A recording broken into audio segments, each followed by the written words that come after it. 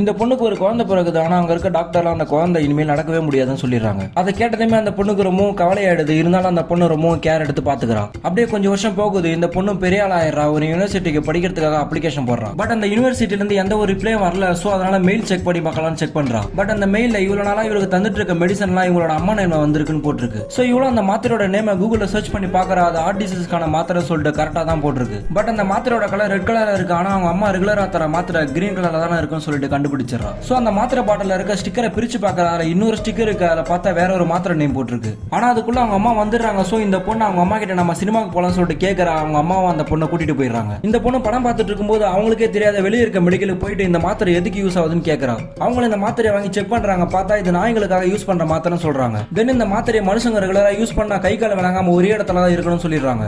அப்பன்னு பார்த்தா அவங்க அம்மா அந்த மெடிக்கலுக்கே வந்துடுறாங்க. இந்த பொண்ணு பண்றதை பார்த்தவன இந்த பொண்ணுக்கு ஒரு இன்ஜெக்ஷன் போட்டு அவங்க அம்மா வீட்டுக்கே கூட்டிட்டு போய் ஒரு இடத்துல அடைச்சு வச்சிடறாங்க. அந்த பொண்ணு அவங்க அம்மா வெளியே போன நேரமா பார்த்து அங்க இருந்து தப்பிச்சு வெளியே வந்துடுறா. பட் இந்த பொண்ணு ஒரு வேன்ல ஏறி தப்பிச்சு போக பாக்குறா. அதை அவங்க அம்மா பாத்துறாங்க. ஆனா அந்த வேன்ல அவங்க அம்மா தடுக்க பாக்குறாங்க. ஆனா அவங்க அம்மா ஒரு இன்ஜெக்ஷன் போட்டு அந்த பொண்ணை தூக்கிட்டு போயிடுறாங்க. அந்த பொண்ணு டார்ச்சர் தாங்க முடியாம என்ன ஏன் இப்படி பண்ணன்னு கேட்கறா. அதுக்கு அவங்க அம்மா நீ என்னோட பொண்ணே இல்லைன்னு சொல்லிடுறாங்க. ஆக்சுவலா அந்த பொண்ணோட குழந்தை ஊனமா தான் பிறக்கும். பட் அங்கேயே இறந்து போயிடும். சோ பக்கத்து வார்டில் இருக்க ஒரு குழந்தைய யாருக்குமே தெரியாம எழுதிட்டு இருந்து வளர்த்துட்டு இருப்பாங்க. வெளியே யாருக்குமே சந்தேகம் வரக்கூடாதுன்னு சொல்லிட்டு அந்த பொண்ணு ஊனமாவே இருக்கிறதுக்காக அந்த மாத்திரையை கொடுத்து வளர்த்துட்டு இருப்பாங்க. அது தெரிஞ்சதுமே இந்த பொண்ணு நானும் உனக்கு கிடைக்க மாட்டேன்னு சொல்லிட்டு பாய்சனை குடிச்சிடறா.